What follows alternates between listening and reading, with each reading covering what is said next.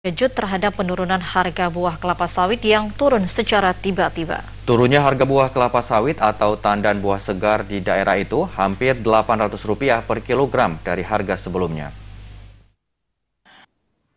Para petani di Kabupaten Aceh Jaya merasakan dampak atas turunnya harga tandan buah segar kelapa sawit yang turun secara tiba-tiba dalam 2 hari terakhir. Penurunan harga buah kelapa sawit kali ini sangat drastis. Jika sebelumnya harga kelapa sawit segar seharga Rp2.500 per kilogramnya, kini turun menjadi Rp1.850 per kilogramnya.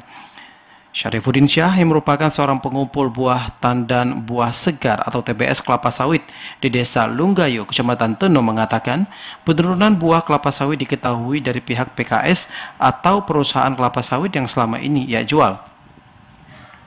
Menurutnya, untuk pembelian buah kelapa sawit dari petani tetap dilakukan sesuai dengan harga saat ini.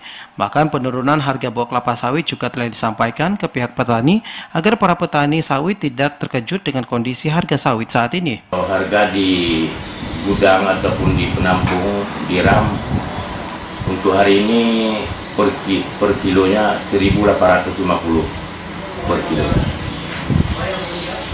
Kalau dulu Bang berapa Bang? Kalau dulu per kilonya Rp2.500 atau Rp2.450. Dirinya berharap harga buah sawit dapat kembali naik sehingga petani sawit bisa hidup sejahtera. Terlebih hampir sebagian besar warga Aceh Jaya menjadikan sawit sebagai lahan mata pencarian. Dengan anjloknya harga sawit segar sudah pasti berimbas pada ekonomi masyarakat petani sawit, mulai dari pemilik, pemanen, pemupuk, hingga tukang bersihkan kebun yang pendapatannya akan ikut turun. Dari Aceh Jaya, Musliadi, TVRI melaporkan. Saudara